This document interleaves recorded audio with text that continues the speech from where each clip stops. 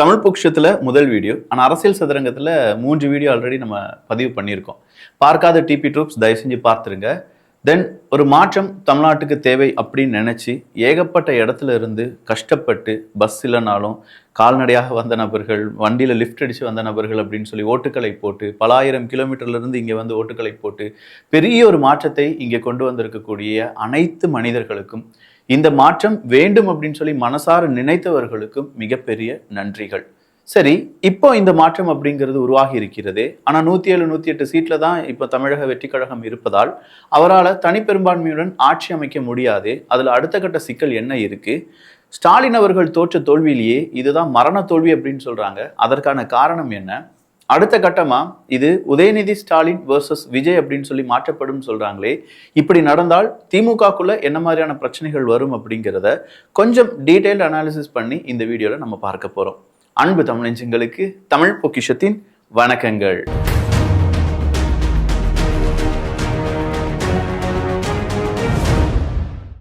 தேர்தல் முடிவுகள் அப்படின்னு சொல்லும்போது இந்த தேர்தலுக்காக நிறைய பேர் இரவு பகலா முழிச்சு இருந்து வேலைலாம் பார்த்துருப்பாங்க.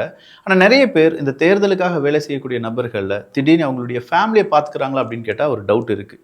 அதனால தான் நிறைய பேர் அரசியலுக்கு போய் அவனுடைய வாழ்க்கையை தொலைச்சிட்டான், அவனுடைய குடும்ப வாழ்க்கையை தொலைச்சிட்டான்னு சொல்லுவாங்க. எனக்கு தெரிஞ்ச ஒரு சில நண்பர்களில் சில வீட்டில் அவங்க அப்பா இப்படி பார்ட்டி மெம்பர்லாம் இருந்தால், ஆனால் திடீர்னு அவர் இறந்த பிறகு அவங்களுடைய பார்ட்டியில் இருக்கக்கூடிய நபர்கள் ஒரு நாளைக்கு மட்டும் வந்து கடைசி அந்த ரிச்சுவல்ஸ் எல்லாமே செஞ்சுட்டு கிளம்பிடுவாங்க. அதன் பிறகு அந்த குடும்பத்துக்கு என்ன ஆகும் அப்படிங்கிறதுலாம் பெரும் கேள்விதான்.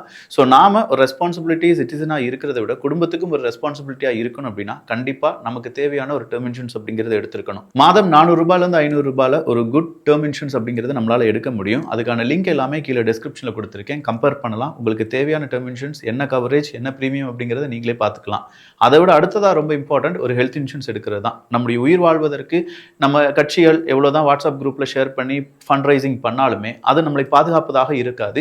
ஸோ அதனால நம்ம என்ன செய்யணும்னா நமக்கு தேவையான, நம்ம குடும்பத்துக்கு தேவையான ஒரு ஹெல்த் இன்சூரன்ஸ் அப்படிங்கிறத எடுத்துக்கணும். கீழே இருக்கக்கூடிய லிங்க் வழியெல்லாம் போய் பார்த்தீங்கன்னா அப் டு 2 crore வரை டேர்ம் இன்சூரன்ஸ் கவரேஜும் அப் டு 1 crore வரை ஹெல்த் இன்சூரன்ஸ் கவரேஜ் கிடைக்கக்கூடிய ஏகப்பட்ட பிளான்ஸ் இருக்கும். அதை நீங்க கம்பேர் பண்ணலாம். உங்களுக்கு தேவையானது என்ன அப்படிங்கிறத நீங்களே ஸ்டடி பண்ணலாம். அது மட்டும் இல்லாம நீங்க எடுக்கக்கூடிய டேர்ம் இன்சூரன்ஸ்ல அப் டு 15% வரை உங்களுக்கு டிஸ்கவுண்ட் கிடைக்க வாய்ப்புகள் இருக்கு. ஹெல்த் இன்சூரன்ஸ் எடுக்கிறீங்கன்னா அப் டு 25% வரை டிஸ்கவுண்ட் கிடைக்க வாய்ப்புகள் இருக்கு. கிளைம் சப்போர்ட் அப்படிங்கிறது தமிழ் வழியாவே கிடைக்கும். நீங்க எந்த பொலிட்டிக்ஸ் வேணாலும் ஃபாலோ பண்ணிக்கோங்க, பட் நம்ம வீட்டுக்கு நாம தான். அதனால ஒரு ஹெல்த் இன்சூரன்ஸ், டேர்ம் இன்சூரன்ஸ் அப்படிங்கிறது ரொம்ப இம்பார்ட்டன்ட். மேலும் விவரங்களுக்கு கீழே இருக்கக்கூடிய லிங்க் அப்படின்னா ஸ்கிரீன்ல தெரியக்கூடிய QR கோடை யூஸ் பண்ணிக்கோங்க. முதல் விஷயம், ஸ்டாலின் அவர்கள் தோற்கவே இல்லையா அப்படிங்கிற ஒரு கேள்வி உருவாகி இருக்கலாம். உண்மையிலேயே அவர் தோத்திருக்கார். 1984 1991. பட் ஸ்டாலின் அவர்களுடைய அரசியல் வாழ்க்கை நம்ம நினைக்கிற மாதிரி அவ்வளவு சாதாரணமா கிடையாது. கருணாநிதி அவர்கள் முதலமைச்சராக இருக்காரு, திமுகவை வளர்த்து வருகிறார். அப்படி இருந்தா கூட ஸ்டாலின் அவர்களுக்கு சின்ன சின்ன ஒரு பொறுப்புகள் கொடுக்கப்பட்டு மறுபடியும் மேயர் அப்படிங்கிற ஒரு பொறுப்பெல்லாம் கொடுத்து கடைசியா சிஎம் ஆவார் அப்படின்னு சொல்லி அவர் ஒரு 10 வருஷம் 15 வருஷம் வெயிட் பண்ணிட்டு இருந்தார். ஏன்னா கருணாநிதி அவர்கள் அவரை முழுவதுமாக நம்பி சிஎம் பொறுப்பில் உட்கார வைக்கலாமா வேண்டாமா அப்படிங்கிறது பலகட்ட யோசனையாக இருந்ததாக சொல்லப்பட்டது. அது மட்டும் இல்லாம தன்னுடைய மகனை அவங்க சிஎம்மா மாத்திட்டாங்க அப்படின்னா திமுகக்குள்ள புகைச்சல் வரும் அப்படிங்கிறத தெளிவா உணர்ந்திருந்தார் கருணாநிதி அவர்கள். அதனாலதான் மிகப்பெரிய டிலே அப்படிங்கிறது நம்ம மு.க. ஸ்டாலின் அவர்கள் அரசியலுக்குள்ள வந்து சிஎம் கேண்டிடேட்டா வர்றதுக்கு ஏற்பட்டது என்பது நமக்கு தெரிஞ்ச விஷயம்தான். பட் இந்த விஷயம் கருணாநிதி அவர்கள் யோசித்ததை விட மு.க. ஸ்டாலின் அவர்கள் ரொம்ப சீக்கிரமாவே யோசிச்சுட்டாரு. அடுத்ததா முதலமைச்சர் கேண்டிடேட் அப்படிங்கிறது உதயநிதி ஸ்டாலின் அவர்கள் தான். அது தெரிஞ்சோ தெரியாமலோ இன்னைக்கு கொளத்தூர் தொகுதியில ஸ்டாலின் அவர்கள் தோற்கடிக்கப்பட்டிருக்கிறார். அதன் காரணமாக அடுத்த சட்டசபைக்குள்ள நுழைய போவது உதயநிதி ஸ்டாலின் அவர்கள். ஏன்னா சேப்பாக்கத்தில் அவங்க ஜெயிச்சிட்டாங்க. சேகர்பாபு அவர்கள் முக்கியமான நபர்களை சேகர்பாபு அவர்கள் ஜெயித்திருக்கிறார்கள். இதை தாண்டி ஒரு சில நபர்கள் அப்படின்னு சொல்லக்கூடிய முக்கியமான நபர்கள் எல்லாமே ஜெயிச்சிருக்காங்க. மீதம் இருக்கும் நபர்கள் தோற்கடிக்கப்பட்டிருக்கிறார்கள். இங்க ஸ்டாலின் அவர்களுடைய கொளத்தூர் தோல்வி அப்படிங்கிறது மிக பெரும் தோல்வியாக கருதப்படுவதற்கான காரணம் என்ன அப்படின்னு சொல்லி நம்ம பார்த்துடலாம். ஸ்டாலின் அவர்களுக்கு எதிராக நின்ற அந்த மனிதனை யாருக்காவது தெரியுமா அப்படின்னு சொல்லி கேட்டு பாருங்களேன். அதிகமான நபர்களுக்கு தெரிந்திருக்காது. அவர் பெருசா ஒரு ஆளுமை மிக்க ஒரு மனிதராக இல்லாட்டி லைம் லைட் இருக்கக்கூடிய ஒரு மனிதராக இருந்தார் என்றால் அதுவும் கிடையாது. ஸோ அப்படிப்பட்ட ஒரு நபர்கிட்ட ஒரு முதலமைச்சர் கேண்டிடேட், ஒரு கட்சியினுடைய தலைவர், போன முறை ஆட்சியில் இருந்த முதலமைச்சர் இப்படின்னு சொல்லி முக்கியமான அம்சங்கள் இருந்தும் மு.க. ஸ்டாலின் அவர்கள் தோற்றிருப்பது அவமானம். அவருடைய அரசியல் வாழ்க்கையிலேயே இது பெரும் பின்னடைவு அப்படிங்கிறத பார்த்திருக்கலாம். அடுத்ததா அவருடைய 40 ஆண்டு கால அரசியல் வரலாற்றில் இது ஒரு கருப்பு தினம் அப்படின்னு சொன்னதற்கான காரணம் 1984. அவர் போட்டி போடுறாரு. அப்படி போட்டி போடும்போது எதிர்த்தரப்புல இவருக்கு எதிராக இருந்தது யார் அப்படின்னு பாத்தீங்கன்னா அதிமுக காங்கிரஸ் கூட்டணி. 31 வயசுல அவர் எதிர்த்து நின்றது காங்கிரஸ் மற்றும் அதிமுகவினுடைய கூட்டணி. அந்த காலகட்டத்தில் இந்திரா காந்தி அம்மையார் அவர்களுடைய படுகொலை, எம்ஜிஆர் அவர்களுக்கு உடல்நிலை சரியில்லை அப்படின்னு சொல்லக்கூடிய ஒரு அலை வீசிக்கொண்டிருந்தது. ஐயோ பாவம், கண்டிப்பா இவங்களுக்காக ஏதாவது செய்யணும் அப்படின்னு சொல்லக்கூடிய ஒரு அலை இருக்கும் பாத்தீங்களா, அந்த அலையில சிக்கி சின்னாபின்னமா தோல்வியை தழுவினார் ஸ்டாலின் அவர்கள். இது 1000 விளக்கு பகுதியில. அடுத்தது 1991 ராஜீவ்காந்தி அவர்களுடைய மறைவு, அதை ஒட்டி பல பிரச்சனைகள் அப்படின்னு சொல்லும்போது அங்கேயும் என்ன செய்யப்படுகிறார் என்றால் வீழ்த்தப்படுகிறார். ஸோ 1984 1991 அப்படின்னு சொல்லி 1000 விளக்கு பகுதிகளில் 2 முறை அவருக்கு தோல்வி அப்படிங்கிறது உருவாகுது. அடுத்ததா 1000 விளக்கு சரியில்லை, நம்ம பேசாம கொளத்தூருக்கு போயிடலாம் அப்படின்னு சொல்லி 2011 தனது தொகுதியை கொளத்தூர் தொகுதியாக மாற்றுகிறார் ஸ்டாலின் அவர்கள். அந்நாளிலிருந்து இந்நாள் வரை கொளத்தூர் தொகுதி அப்படிங்கிறது ஸ்டாலின் அவர்களுடைய இரும்பு கோட்டையாக இருந்தது. ஸ்டாலின் அவர்களை தாண்டி இங்க யாரும் ஜெயிக்க முடியாது, அவரை தாண்டி இங்க யாரும் அரசியல் செய்ய முடியாது, ஸ்டாலின் அவர்களை இங்க வச்சு வீழ்த்தவே முடியாது. ஏன்னா இது ஸ்டாலின் அவர்களுடைய ஹோம் கிரவுண்ட் அப்படின்னு சொல்லி அழைக்கப்பட்ட இடம் தான் கொளத்தூர் தொகுதி. அப்படிப்பட்ட கொளத்தூர் தொகுதியில தான் இன்னைக்கு VS பாபு அவர்களை விட ரொம்ப கம்மியாக, அதாவது பல அந்த தோல்விகள் 2 தோல்விகளை விட அதிக கம்மியான வாக்குகள் வித்தியாசத்தில் தோல்வியை தழுவி இருக்கிறார் முக ஸ்டாலின் அவர்கள். முக ஸ்டாலின் அவர்கள் மட்டும் இதுல தோல்வியை தழுவவில்லை. TRB ராஜா அவர்களாக இருக்கட்டும், தங்கம் தென்னரசு அவர்களாக இருக்கட்டும், மா சுப்பிரமணியம் அவர்களாக இருக்கட்டும், KA நேரு அவர்களாக இருக்கட்டும், இப்படின்னு சொல்லி முக்கியமான தலைகள் எல்லாமே தோல்வியில் தழுவி இருப்பது அப்படிங்கிறது திமுகவினுடைய எதிர்காலத்துக்கு சிக்கல் தான். ஸோ இந்த இடத்துல உதயநிதி ஸ்டாலின் அவர்கள் ஜெயித்து விட்டார் அப்படின்னு சொல்லி நம்ம பார்த்தோம்ல. அப்ப இவர் சட்டசபைக்கு போகும்போது உதயநிதி வர்சஸ் விஜய் அப்படிங்கிற மாதிரி இந்த கட்டமைப்பு அப்படிங்கிறது நகர ஆரம்பிக்கும். ஸோ இப்படி நகர ஆரம்பிக்கும் போது தாவேகாவினர் நிச்சயமா விஜய் அவர்களுக்கு ஆதரவா இருக்கிறார்கள் அப்படின்னு சொல்றதை விட இனி திமுக எதிர்கட்சியா என்னென்ன செய்ய போறாங்க அப்படிங்கிறத கொஞ்சம் கவனமா பார்க்க வேண்டும் என்கிற சிச்சுவேஷன்ல தான் இருப்பாங்க. ஏன்னா திமுகவை பொறுத்த வரைக்கும் இருக்கிறதை இல்லை அப்படின்னு சொல்லி, இல்லாத ஒன்றை கண்டிப்பாக இருக்கிறது அப்படின்னு சொல்ற அளவுக்கு திறமை படைத்தவர்கள். அவங்களுடைய மீடியா பவர், அவங்களுடைய பேச்சுக்கள், அவங்க கிட்ட இருக்கக்கூடிய இன்ஃபுளுசர்ஸ், வாடகை வாய்கள் அப்படின்னு சொல்லி ஏகப்பட்ட விஷயங்கள் இருக்கு இதுக்கு பின்னாடி. ஸோ எது எப்படி இருந்தாலும் 5 வருஷம் அவங்க ரொம்ப பெரிய அளவுல எதிர்கட்சியா செயல்படுவார்கள். பலமுறை சொன்ன மாதிரி திமுக ஆளும் கட்சியா செயல்படுவதை விட எதிர்கட்சியா சிறப்பா மக்களுக்கு தேவையான எதிர்கட்சியாக செயல்படுவார்கள் அப்படிங்கிறதுல எனக்கு மாற்று கருத்தே கிடையாது.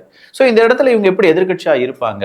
ஏன்னா 108 தானே பெரும்பான்மை அப்படின்னு சொல்லும்போது 118, சபாநாயகர்லாம் தேர்ந்தெடுத்து வரும்போது 119. ஆனா கிட்டத்தட்ட ஒரு 10-12 சீட்டு வித்தியாசத்துல தானே இருக்காங்க அப்படின்னு சொல்லி தோன்றலாம். இந்த இடத்துல விஜய் அவர்களுக்கு இருப்பது 3 ஆப்ஷன்ஸ் தான். ஒன்று, அவங்களுடைய முதல் கட்டமாக குட்டி குட்டி கட்சிகள் இருப்பாங்கல்ல, இந்த ரெயின்போ பார்ட்டிஸ் அப்படின்னு சொல்லுவாங்க, ரெயின்போ அலைன்ஸ் அப்படின்னு சொல்லுவாங்கல்ல, குட்டி குட்டி கட்சிகள் அப்படின்னு சொல்லும்போது பாமக, VCK, காங்கிரஸ், அடுத்ததாக இருக்கக்கூடிய சில கட்சிகள், இந்த காங்கிரஸை தாண்டி இருக்கக்கூடிய CPM போன்ற கட்சிகள்.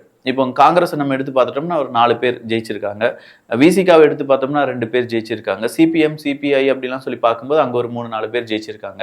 இவங்களெல்லாம் அப்படியே ஒன்றிணைத்து நமக்கு சப்போர்ட் தரணும், எங்க கூட நீங்க இருக்கணும் அப்படின்னு சொல்லி இவங்களுடைய சப்போர்ட்டுடன் ஆட்சி அமைப்பது.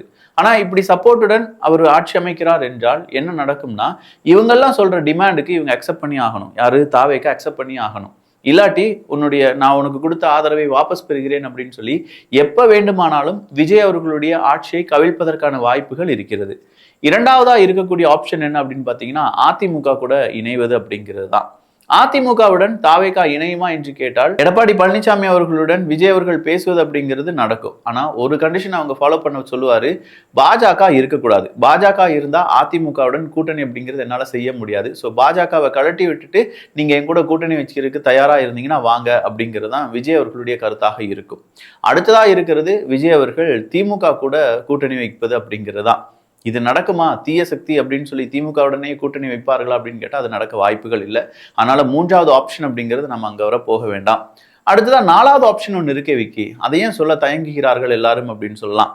ஆளுநர் அவருடைய முடிவை எடுக்கலாம். ஏன்னா தனிப்பெரும்பான்மையுடனான ஒரு கட்சி, எந்த கூட்டணியும் இல்லை, தனி பெரும்பான்மையுடன் 107 சீட் அப்படிங்கிறத வின் பண்ணியிருக்காங்கன்னு சொல்லும்போது ஆளுநர் சொல்லலாம், நீங்க தைரியமா ஆட்சி நடத்துங்க, நான் பார்த்துக்கிறேன் அப்படின்னு சொல்லுவாங்க. இப்போ விஜய் அவர்கள் கட்சி தொடங்கி 2 வருடங்கள் தான் ஆகுது, அங்கீகரிக்கப்பட்ட ஒரு கட்சியாக மாறிவிட்டது. அந்த அளவுக்கு அவங்களுக்கு வாக்கு 1.5 கோடி 1.65 crores அப்படின்னு சொல்லி இப்போ கடைசியா சொல்லியிருந்தாங்க. 34.8% ஓட்டுகள் அப்படிங்கிறத வாங்கியிருக்காங்க பெர்சன்டேஜ் லெவல்ல. இது சாதாரண விஷயம் கிடையாது. 1967க்கு பிறகு எம்ஜிஆர் அவர்களுக்கு பிறகு மிகப்பெரிய ஓட்டுகளை வாங்கி இருக்கக்கூடிய முதல் நபர் விஜய் அவர்கள் தான். முதல் கட்சி தமிழக வெற்றி கழகம் தான் அப்படிங்கிற ஒரு வரலாறை படைத்திருக்கிறது.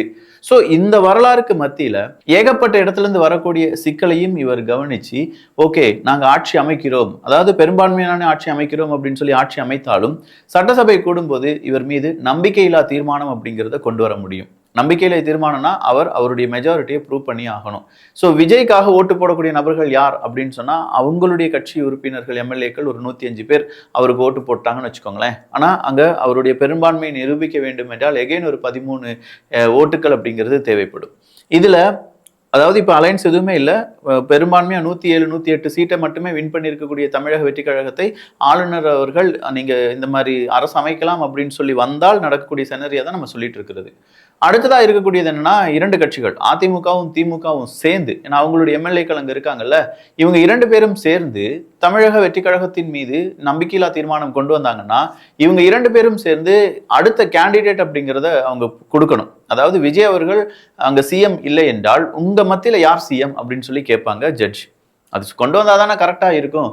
அதற்கு இந்த 2 கட்சிகளும் சம்மதிப்பார்களா அப்படின்னு கேட்டா இவங்க 2 பேருமே மிகப்பெரிய அளவுல எதிரிகள், கீரியும் பாம்பும் மாதிரி. அப்படி எப்படி சேருவாங்கன்னு கேட்டா அரசியல் எது வேணாலும் நடக்கலாம். விஜய் அவர்களை வீழ்த்துவதற்காக திமுக அதிமுக கூட்டணி வச்சு இப்படி ஒரு பெரிய சம்பவத்தை செய்யறதுக்கான வாய்ப்புகள் இருக்கிறதா அப்படிங்கிறத பொறுத்திருந்து பார்ப்போம். இல்ல தனிப்பெரும்பான்மையுடன் ஆட்சி வச்சிருக்காங்க அப்படின்னா இவங்க 2 பேரும் நம்பிக்கையில்லா தீர்மானத்தை கொண்டு வரும்போது பிளாக் ஷீப்பா இருக்கக்கூடிய அதிமுகவினுடைய திமுகவினுடைய எம்எல்ஏக்கள் விஜய் அவர்களுக்கு ஆதரவு தெரிவித்து விட்டார்கள் என்றால் இவங்களுடைய நம்பிக்கையில்லா தீர்மானம் அப்படிங்கிறது ஃபெயிலியரா மாறிடும். அவங்க 5 வருஷத்துக்கு ஆட்சியை கொண்டு போயிடலாம். சோ எய்தர் ஏடிஎம்கே டிஎம்கே ஒன்றிணைந்து தமிழக வெற்றி கழகத்தை அழிக்க வேண்டும், விஜய் அவர்களுக்கு எதிராக நம்ம ஆட்சி அமைக்க வேண்டும் அப்படின்னு சொல்லி அவங்க முடிவெடுத்தால் மட்டும்தான் இதற்கான எண்டு கார்டு இருக்குமே தவிர விஜய் அவர்கள் அவருடைய தனிப்பெரும்பான்மை அப்படின்னு சொல்லக்கூடிய அந்த கட்சி அங்கீகரிக்க கட்சியாக மாறிவிட்டதால் அவரே என்ன செய்யலாம், அடுத்த 5 வருஷத்துக்கு ஆளுநருடைய உதவியுடன் ஆட்சி அமைக்கலாம். ஆனா இங்க இருக்கக்கூடிய சிக்கல் அது மட்டும் கிடையாது. இவருடைய ஆட்சியில சின்னதா ஒரு புகைச்சல் வந்தால் கூட அதை 100 மடங்கு இல்ல 1,00,000 மடங்கு பெரிதாக மாற்றி அதை மக்களிடம் கொண்டு போறதுக்காக திமுகவினுடைய ஐடி விங் உட்பட பல அமைப்புகள் தயாராக இருக்கிறார்கள். சோ அவங்க கிட்ட இருந்தெல்லாம் தப்பித்து விஜய் அவர்கள் செய்ய நினைப்பது மக்களுக்கு என்ன செய்ய நினைக்கிறார் அப்படிங்கிறதெல்லாம் செய்வாரா இல்லையா அப்படிங்கிறதெல்லாம் நம்ம பொறுத்திருந்து பார்க்கலாம்.